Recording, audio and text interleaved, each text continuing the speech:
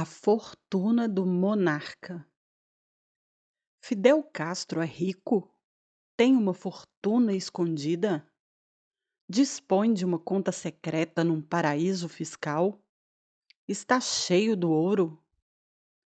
Ouvi perguntas como essas inúmeras vezes. Em 2006, a revista americana Forbes tentou responder a elas, publicando um artigo sobre as fortunas dos reis, rainhas e ditadores do planeta. A de Fidel aparecia entre as 10 primeiras, ao lado da de Elizabeth II, do príncipe Albert de Mônaco e do ditador guineu-equatoriano Teodoro Obiang. A cifra de 900 milhões de dólares foi sugerida a partir de uma extrapolação. A revista atribuiu a Fidel Castro uma parte da receita de empresas criadas e controladas pelo comandante, nas quais parentes e amigos geriam por ele o dinheiro. Baseando-se nos testemunhos de vários altos funcionários cubanos que tinham desertado, a revista afirmou que Fidel desviava e utilizava uma parte importante da riqueza nacional a seu bel prazer. Não é mentira. E apesar de o método da Forbes ter sido aproximativo, o centro do argumento estava correto. A publicação americana deixou furioso El Comandante, que, alguns dias depois, respondeu às calúnias infames. Ele afirmou não possuir nada além dos seus 900 pesos de salário mensal, ou 25 euros. O que evidentemente era uma grande piada para quem conhecia, como eu, seu verdadeiro modo de vida cotidiano e para quem vira, ano após ano, os dirigentes das empresas estatais recebendo ordens e prestando contas ao líder máximo, que decidia tudo, seja diretamente, seja via seus 2 assistentes, Pepín Naranjo e Txomi, o secretário do Conselho de Estado, ou seja, seu secretário particular, pois Fidel presidia essa instituição. Ninguém nunca terá condições de avaliar com precisão a fortuna do comandante. Para chegar mais perto da verdade, porém, é preciso entender a realidade cubana, partindo do fato de que Fidel Castro reina como um monarca absoluto numa ilha de 11 milhões de habitantes. Em Cuba, ele é a única pessoa que pode dispor de qualquer coisa, apropriar-se dela, vendê-la ou doá-la.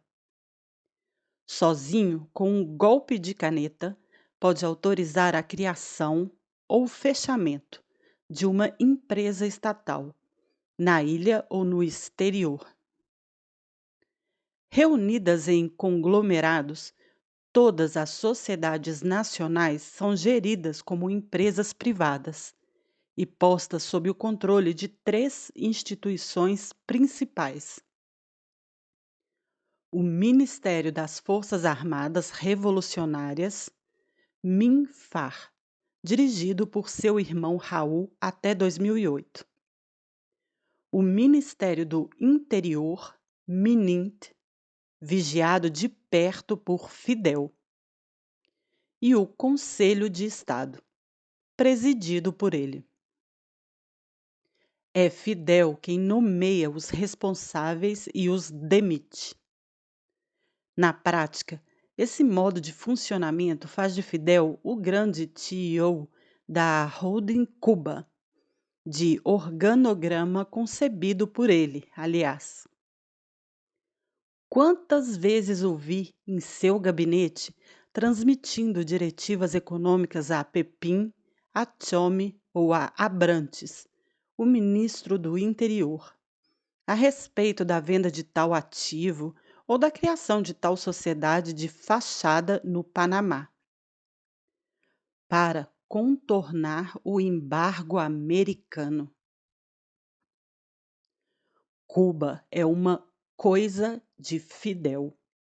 Ele é seu dono, à maneira de um proprietário de terras do século XIX. Como se tivesse transformado e aumentado a hacienda de seu pai para fazer de Cuba uma única hacienda de 11 milhões de pessoas. Ele dispõe de mão de obra nacional do jeito que quer. Quando a Universidade de Medicina forma médicos, por exemplo, não é para que eles exerçam livremente a profissão. É para que se tornem missionários, enviados às favelas da África, da Venezuela ou do Brasil, conforme a política internacionalista concebida, decidida e imposta pelo chefe de Estado. Ora, em missão no estrangeiro, esses bons samaritanos tocam apenas numa pequena fração do salário que o país que os acolhe deveria lhes pagar, pois sua parte mais importante é transferida para o governo cubano, que age na qualidade de prestador de serviços. Do mesmo modo, os hotéis estrangeiros, franceses, espanhóis ou italianos, que contratam funcionários cubanos na ilha, não pagam eles mesmos seus empregados, como acontece em qualquer sociedade livre. Eles pagam os salários ao Estado cubano, que fatura essa mão de obra a um preço muito alto e em moeda estrangeira, antes de repassar uma parte ínfima aos trabalhadores, em pesos cubanos, que não valem quase nada. Essa variante moderna da escravidão não deixa de lembrar o laço de dependência que existia nas plantações do século XIX, tendo em vista o Senhor Todo-Poderoso. De resto, ela vai totalmente de encontro aos princípios da Organização Internacional do Trabalho, OIT, que estipula textualmente que todo trabalhador tem o direito de receber um salário sem a intervenção de um mediador. Para isentar-se de todo controle, Fidel, que está acima das leis, criou há muito tempo, nos anos 1960, a famosa Reserva del Comandante. Trata-se de uma conta particular constituída de fundos especiais retirados da atividade econômica nacional, destinada ao uso exclusivo do comandante. Ela escapa a qualquer inspeção. Fidel a utiliza de maneira discricionária. Quase sagrada, a reserva do comandante é intocável. É claro que Fidel diz que as necessidades da revolução, ou seja, a ameaça de um ataque imperialista, impõe esse modo de gestão pouco ortodoxo. Na verdade, a reserva serve tanto aos interesses pessoais de Fidel Castro quanto à ação pública. Ela é o dinheiro vivo que lhe permite viver como um príncipe, sem nunca pensar em seus gastos. E também é ela que o autoriza a se comportar como um grande senhor quando se desloca pela província sobre suas terras, atravessando sua ilha. Fidel pode, de fato, tirar a qualquer momento dinheiro do próprio bolso para construir um centro de saúde, uma escola, uma estrada, ou fornecer carros a tal municipalidade, pois a reserva também compreende uma frota automotora, sem passar por um ministério ou uma administração. Basta que o benfeitor se vire para o seu assistente e lhe indique uma quantia para que este ou aquele projeto se torne realidade. E para que Fidel vire imediatamente um fazedor de milagres, ou seja, um populista. Contudo, sua relação com o dinheiro não é da mesma natureza que a dos novos ricos, como o italiano Silvio Berlusconi ou o antigo presidente argentino Carlos Menem, tão atraídos pelo luxo, pelo consumo e por prazeres imediatos. É claro que o austero Fidel não negligencia o próprio conforto. É claro que El Líder Máximo é dono, secretamente, de um iate de quase 30 metros. Mas ele não sente a necessidade de substituí-lo por um modelo da moda, mais moderno, mais vistoso. Para ele, a riqueza é, acima de tudo, um instrumento de poder, de sobrevivência política, de proteção pessoal. Assim, conhecendo seu caráter precavido e sua mentalidade de velho camponês espanhol, é impensável que ele não tenha tomado providências para proteger sua retaguarda, como fazem todos os ditadores. Caso um dia ele e a família sejam obrigados a fugir de Cuba para o exterior, por exemplo, para a Galícia, Espanha, terra natal de seu pai. Um dia, aliás, Dália, sua mulher, casualmente me disse: Não te preocupes, Sanches, el futuro de la familia está assegurado. Considerada um instrumento da revolução, La Reserva não é vista, no topo do poder, como um tabu.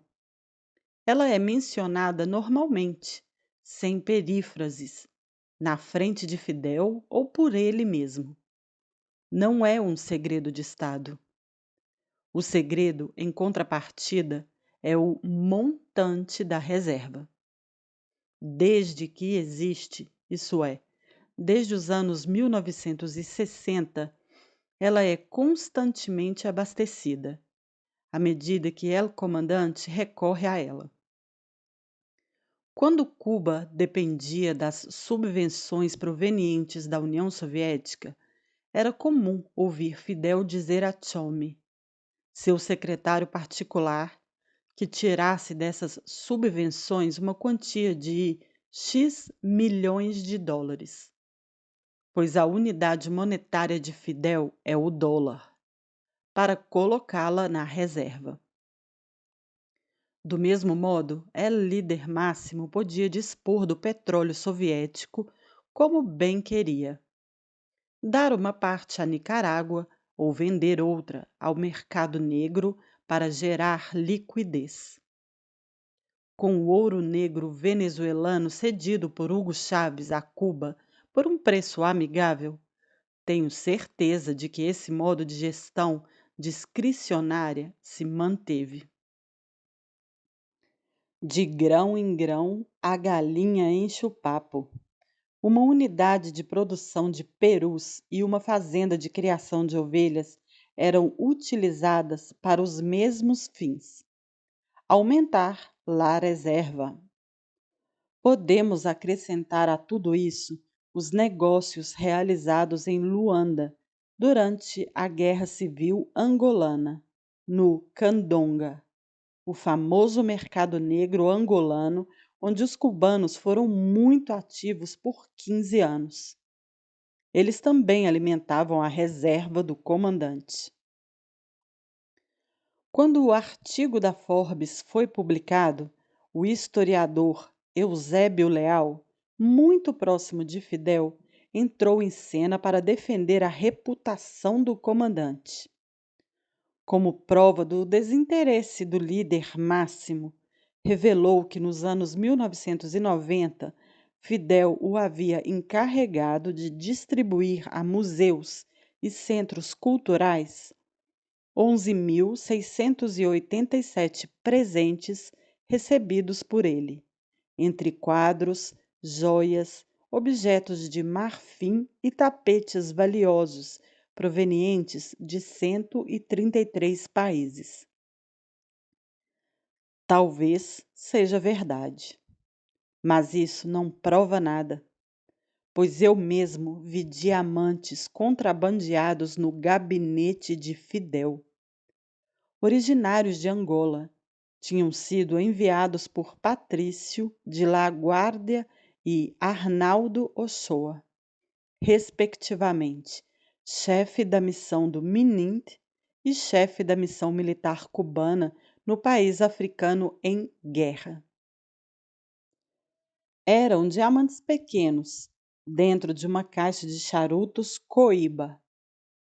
Tchome, o secretário, e Pepim, o assistente, passavam-na de mão em mão na frente de Fidel, seu médico pessoal Eugênio Selman e eu.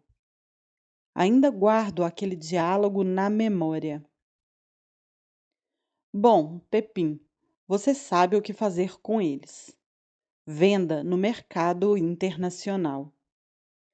Sim, comandante, respondeu o assistente, que de repente virara um perito em gemologia. Mas o senhor sabe que o valor dessas pedras não deve ser muito alto, pois são pequenas. Bom, deve valer alguma coisa para bijuterias e joalherias, o tamanho será apreciado. No que tange aos negócios, Fidel às vezes parecia ter a mentalidade de um pirata do Caribe. Viver fora da lei, navegar na informalidade e praticar contrabando não lhe causava nenhum problema, pois as circunstâncias assim exigiam e sua posição de resistente diante do embargo americano autorizava qualquer coisa. Aliás, ao contrário do que afirmava, ele sempre esteve a par de todas as atividades ilícitas, inclusive do tráfico de drogas nos anos 1980, concebidas e levadas a cabo por Patrício de la Guardia e Arnaldo Ochoa, que, dentro do departamento MC, moeda convertível, tentavam encontrar divisas por qualquer meio para sustentar a revolução sem ajuda externa.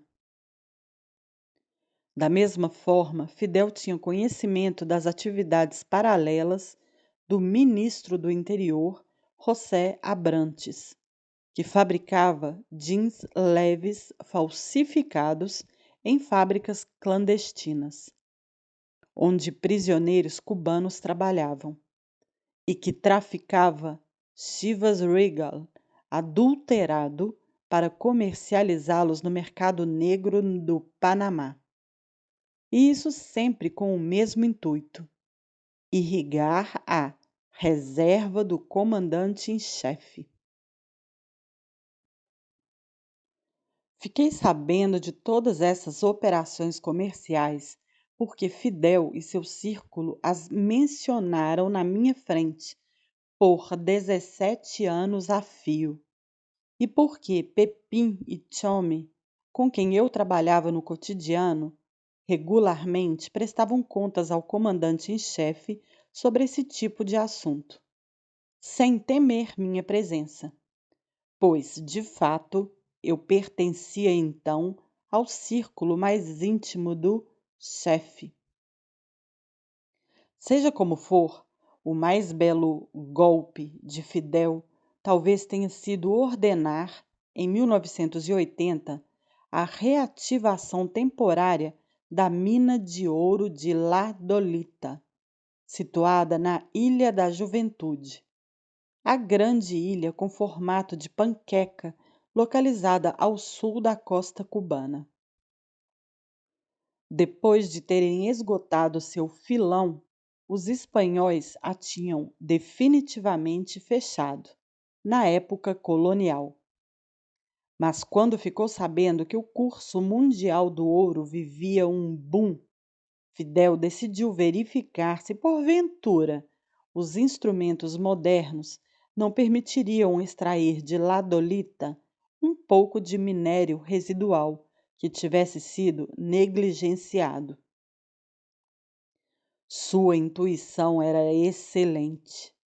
Entre 60 e 70 quilos de ouro foram recolhidos e transformados em barras.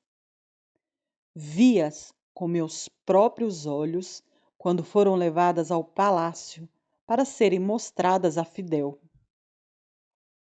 Pepin me pediu para ajudá-lo a colocá-las no carrinho de mão, e foi assim que pude avaliar seu peso. Um único homem não era capaz de levantar todo aquele metal de uma vez só. Não me dei ao trabalho de lhe perguntar para que serviria aquele butim, nem qual seria o seu destino. Eu já sabia a resposta. Dada a impossibilidade de avaliarmos a fortuna de Fidel Castro, podemos ao menos tentar estimar seu patrimônio. Num país onde não existe mercado imobiliário, é difícil dar um preço à imensa propriedade de Punto Cero, com sua piscina, seu jardim arborizado e suas terras, ou à ilha paradisíaca de Caio Piedra. Esses bens excepcionais não deixam de possuir um valor intrínseco, que seria fácil comparar a seus equivalentes no mercado de luxo, muito valorizados no Mar das Antilhas, nas Bahamas, em Granada ou Antígua. Portanto, a ilha privada de Caio Pietra pode ser avaliada por baixo, entre 2 milhões e 10 milhões de dólares. Mas o patrimônio de Fidel não se limita a essas duas casas principais. É preciso somar a elas dezenas de outras residências. Numa avaliação rigorosa, objetiva e minimalista, limito-me às 20 casas que servem para o uso exclusivo do comandante, as que conheço por tê-las visitado pessoalmente e por tê-las visto com meus próprios olhos, sem levar em conta outras moradias que poderiam mais parecer alojamentos de serviço. Passemos por esse portfólio imobiliário, região por região, de oeste a leste da ilha. Na província de Pinar del Rio, no extremo oeste de Cuba, ele tem 3 bens: a Casa del Americano, com piscina descoberta, a fazenda de La Tranquilidad, na localidade de Mil Cambres, pouquíssimo frequentada por Fidel, só estive lá 2 vezes, e La Deseada, um chalé de caça que conheci bem, situado na zona pantanosa onde ele caçava patos no inverno. Em Havana, El Comandante, além da casa de Punto Cero, tem 6 residências. A casa de Corrimar, que foi sua primeira morada depois do triunfo da Revolução em 1959. A da Rua 160, no bairro de Playa, que é bastante luxuosa. Uma terceira casa, reservada aos encontros amorosos, a residência de Carbonell, localizada dentro da unidade 160. Uma adorável casinha em Santa Maria del Mar, em estilo anos 1950, de frente para o mar e ao lado do Hotel Trópico, na municipalidade de Havana do Leste. E, por fim, as duas moradias dotadas de abrigos antiaéreos para a família Castro, em caso de guerra: a casa de Punta Brava, onde Dália viveu em 1961, antes de morar com Fidel, e a Casa del Galego, bem perto da Unidade 160. Na província de Matanzas, ele tem duas casas de veraneio nos litorais norte e sul.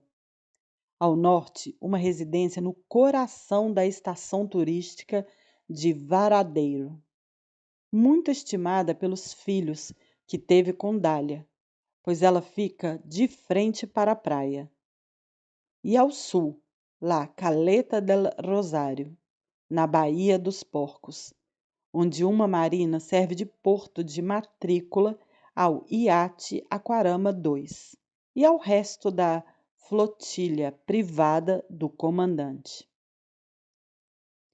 Mais a leste, na província de Checo de Ávila, outra casa dá para a areia fina, a de Isla de Turiguano, perto do ponto turístico Caio Coco, apreciado pelos mergulhadores do mundo inteiro, na costa setentrional de Cuba. Na província de Camagüey, mais a leste, encontramos a pequena hacienda de San Galetano, que, apesar de Fidel não montar a cavalo, tem um picadeiro ao ar livre, chamado de carreira no mundo da equitação. Outra casa, chamada Tabaito, também em Camagüey, fica protegida dentro de um complexo que abriga outras residências reservadas aos membros da nomenclatura. Por fim, conheço outra propriedade chamada Guardalavaca, na província de Holguín, e duas casas em Santiago de Cuba, a grande cidade do leste da ilha. Uma na rua Manduley, com 2 andares e uma pista de boliche, e outra com piscina dentro de um complexo que pertence ao Ministério do Interior. Nem o presidente dos Estados Unidos deve dispor de um patrimônio imobiliário tão abundante. Seja qual for a verdade, Fidel jura, olhos nos olhos, e quer que acreditemos. Ganha apenas 900 pesos por mês.